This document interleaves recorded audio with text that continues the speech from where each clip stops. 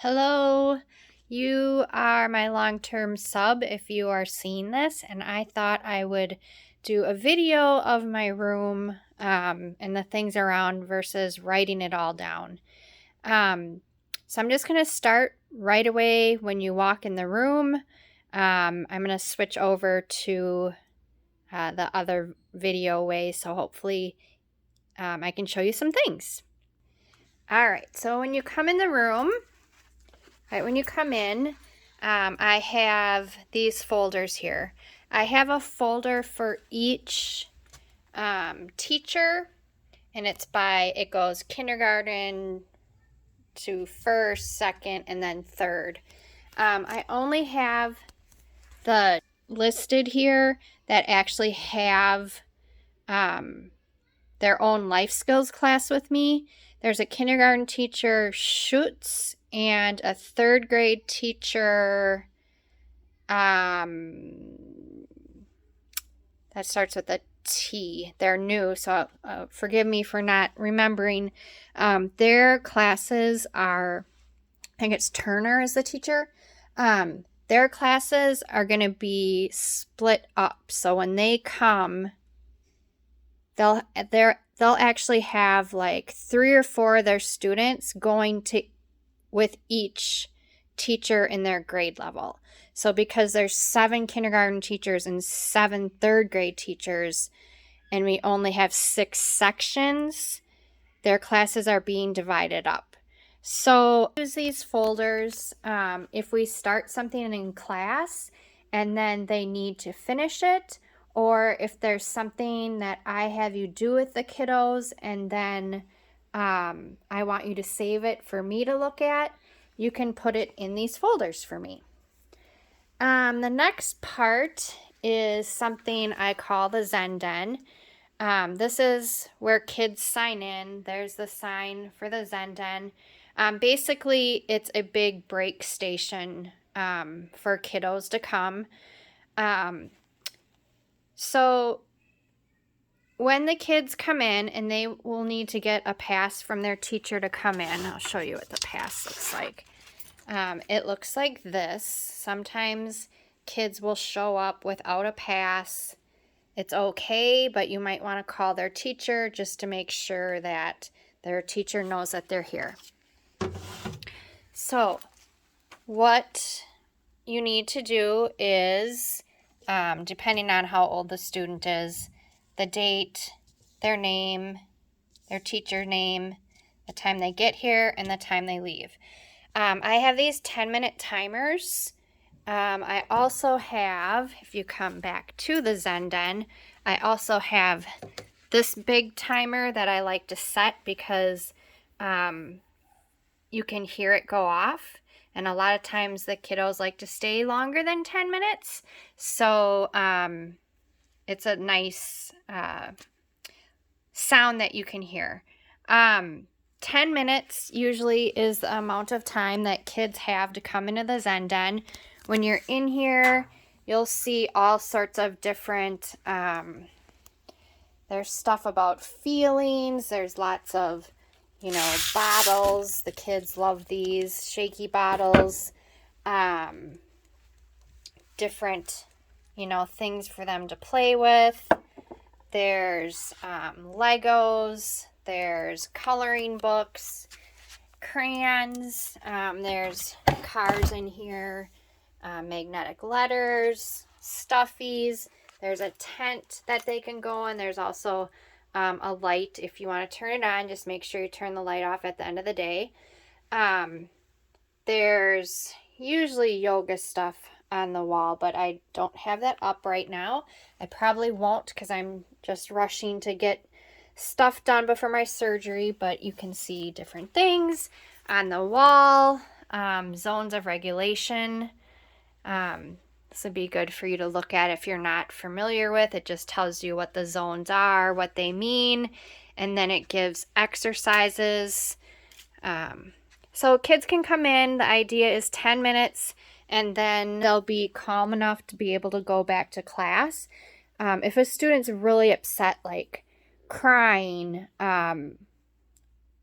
if they're you might want to keep them a little bit longer. If they're really angry and destroying things, the Zen Den is not the place for them. I would definitely call the office if that's going on. You also will have a walkie-talkie that you can use to call the office. So again, kids need to have a pass to get in here. I do let them come in when I'm teaching a class. The idea of the Zen Den was that they could just come in. The class is up there. They come in, go to the Zen Den, and then leave. And then kids really don't even know that they're coming in unless they're trying to make it a big scene that they're coming in.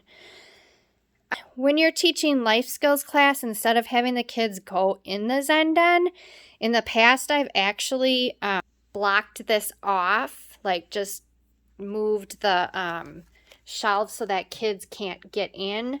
If it becomes an issue of kids trying to go back there, life skills class, and I would like them actually to use this bean bag here.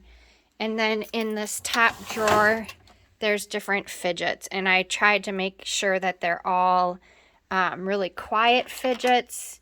These are just things that they can use in their hand that are pretty quiet. There's also over here coloring sheets. There's a board here that they can color with. But yeah, if you have questions, always shoot me an email. So then over here, this is the other side coming in. I have hand sanitizer. We had been having kids use hand sanitizer when they come in just because they're opposite of Phy Ed class. I'm not sure what class they'll be coming to before you this year, but I always have them just take a squirt of hand sanitizer. Don't worry about any of the papers or anything up here. You don't have to worry about that. In this drawer, though, I just have some stuff like if you need to write a note to give to a teacher before they leave, or there's some Sharpies in here, paper clips, and then over here I have a stapler and tape if you need to use it during class. This is just a spinning wheel if you wanted to use it ever to, pick kids to do something. There's numbers 1 through 24. Some of the classrooms might have more than 24 kids just because of the splits for kindergarten and third grade. What else? I guess, yeah, there's paper and stuff in here as well in this first drawer. Down below, there's also more construction paper. Then, I'm trying to see what you should need. Probably nothing else too much over here. And then again, these cabinets here, you probably won't really need to be going into them, but there's stuff in there. You can always, again, email me if you need something. The kids like to take these flyers to color. It's usually full of stuff. I don't have time to fill it, so that's there. Kelso's Choice. I'm not sure if you'll be doing a lesson on that or not, but that would be a poster you use. Sorry, I know I'm giving you information, but hopefully everything will make sense. You'll know where everything is, and then when I do the lessons, everything will make more sense. Okay, so this shelving unit right here, we don't have regular chairs, so when the kids do their work, I have these big dry erase boards that they can use to write on. There's pencils here if they need to use pencils. Pencil sharpener, Kleenex, hand sanitizer. If you ever need to do, if you're looking for a quick activity to do, you're running out of time, there's things in here like little cubes that you could use with the kids to like get to know you type questions. If you ever do a bingo game or something down here, there's lots of chips that I use for bingo. If there's extra time and kids need a coloring sheet or something, there's some in here. And then again, there was some back by when you walk in the door. Extra markers as well, although I do have a container of markers. PBIS, these are our 3 school rules, so you will definitely be talking about this. The first lesson, just going over what does it mean to be safe when you're in here? What does it mean to be respectful, responsible? I use finger signs with the kids. 1 if they have to go to the bathroom, 3 if they need to go to the office, 4 if they need a drink of water, 5 if they have a question. I don't have the number 2 because 2 means peace or quiet, so I don't have that up there.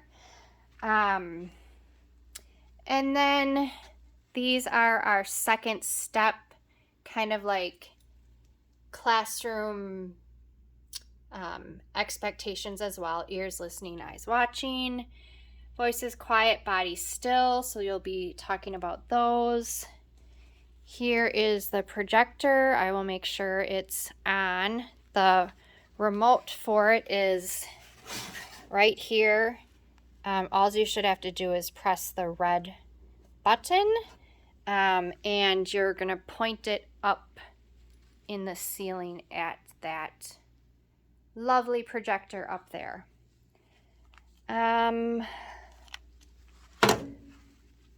Wireless keyboard and mouse to use for the projector. Now I have another one of these little cabinets. In the top, you'll see magnets, dice if you ever need dice, whiteboard cleaner. Below this I have, I don't know, just some random things I guess in here. Maraca if you want to use to get their attention. I also have a chime here if you want to use that. I also do have this little button here that if you press it, it's actually behind that shelving unit there. It's, you know, to get their attention. You can use that if you want. Then colored pencils, markers. I don't have enough containers for everybody, so they need to share.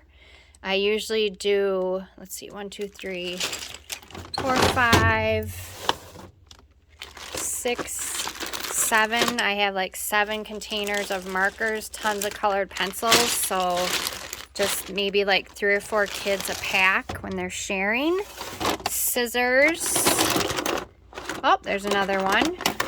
I don't have any glue in here yet, but I'll get glue. I don't know if you'll need that or yet. All right, back up here.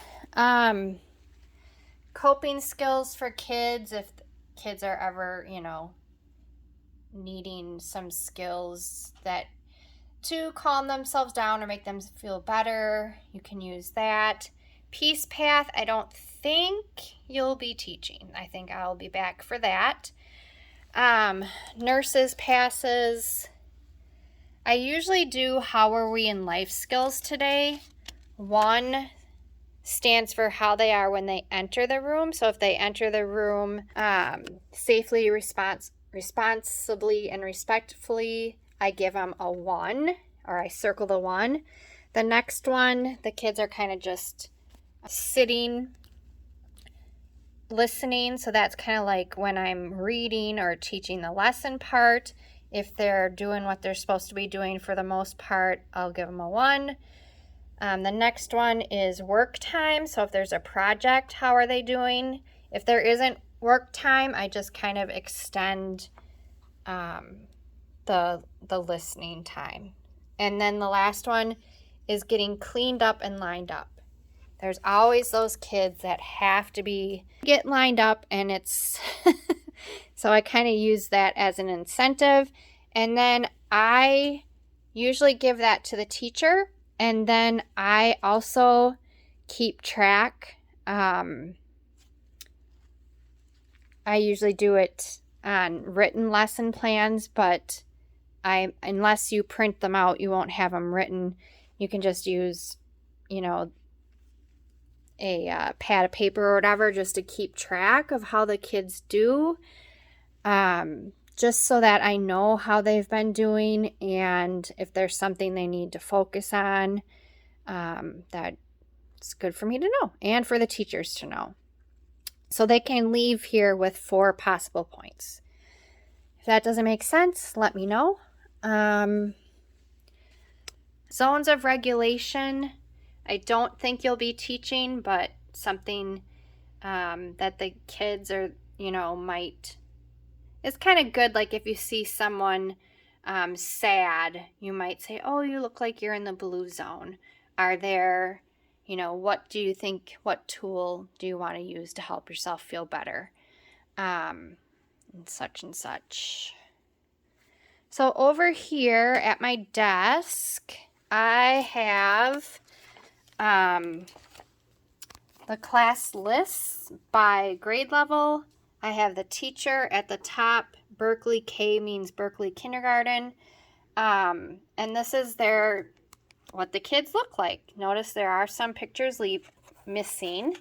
And then the only one, so what I usually do when a class comes in, I usually bring their page up just so I can use the pictures to help learn their names. The only thing that I don't know, and so this might be harder for you, is like Schutz. She's the teacher that'll have a split class. I don't know which of her students are going to be in what classroom, but like I said, 3 or 4 of each student of each of her 3 or 4 students in her class will be going in Berkeley and with ISALT. And then the same with the 3rd grade teacher, which should be in the back here. Anyways, I think you kind of know what I'm talking about here. I think it's the last one. Turner. Yep, Turner split class. So some of these kids will be with each one of the 3rd grade teachers. So this is really, I love having this. I don't know if, you'll find it handy, but I always do. Up here, I have my schedule, or your schedule. So basically, in the morning, you'll do greeting in the front foyer from 7:30 to 7:40. Basically, just greeting kids, saying good morning. You'll really get to know the kids are going to be curious who you are if you haven't already been here. So I usually do that. And then from 7:50 to 9:45, I don't know if they're going to have you here in the morning during that time, or if they're just going to have you come, when classes start. But from 7:50 to 9:45, that's prep. So hopefully I'll have most things already prepped for you, but if you're really bored and don't have anything to do, you can always go to the office and see if anyone needs help there, or you can also pop into a classroom and help out there or just observe. And then the classes start, so you'll see it says first block second. So that means first block 2nd grade. So that's from 9:45 to 10:15. And then second block 2nd grade on day 1, we have an 8-day schedule. You do not have anything then. And then you'll have first block 1st grade. And then it just kind of goes down. At the end of the day for dismissal, you might want to ask Danielle. She's the music teacher. What I did for that, basically, if you're not familiar where the 3rd grade classrooms are, they're down in this wing where my classroom is, but then they're also over in what they call the teal area, because everything is teal over there, teal ceilings. What I did was I kind of walked around, made sure that all the kids, like there's no more kids coming out of classrooms, kind of would peek in. The 3rd grade teachers in this hallway are usually pretty good about getting kids out on time, but there are some new teachers, so I don't know. And then when it looks like everybody's gone, and again, Danielle can explain this too, you'll take the radio. Oh, I have the radio in my office. I'll have to bring it down here. And just, you press the side button and you say 3rd grade's clear, so that the buses know that all the 3rd graders are out of the building and the buses are safe to go. All right. Just looking back at the schedule, day 7 is a day that you do not have any classes. So what I was planning on doing, teaching yoga, but probably won't start that till I get back, unless you are a yoga fan and you want to teach kids yoga. I didn't have a schedule out. I was just going to do it during recess time. It does say over on the kindergarten recess, 20 minutes. I usually do it during their 30-minute recess. But again, and that's fine. Get outside if you want with the kids. That's a great way to get to know them.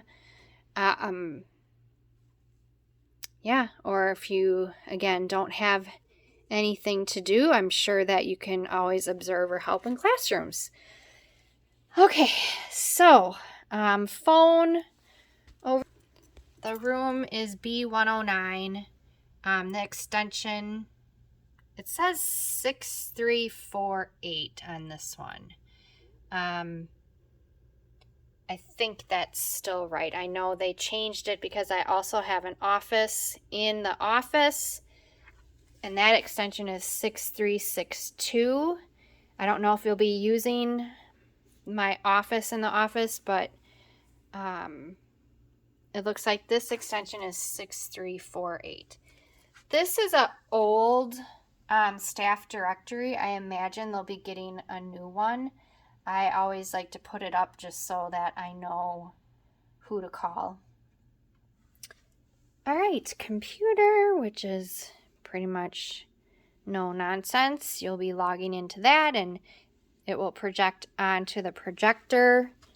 If you ever, I have this little note underneath there to tell you how to open multiple windows, or you can kind of, there's another, if you press the Windows button, you can connect the projector to duplicate or extend your screen. So sometimes you might not want, I usually always duplicate my screen here over to the projector, but if for some reason you didn't want to, I don't know why, but I don't know, there's little directions there. Timer if you ever need it for anything. Paper clips, pins. Yeah, you don't really have to worry about much of this stuff.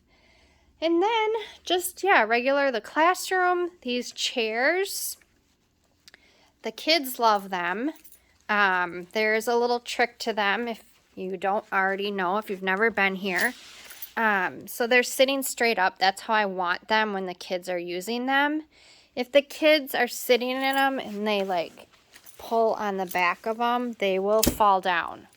So in order to get it back up, you just have to go 5 clicks, 1, 2, 3, 4, 5, and stop there. If you do 6 clicks, it'll fall back down, and then it'll get really frustrating. So I usually teach that to the kids on the first day of class so they know how to use them, and use them safely, respectfully, and responsibly.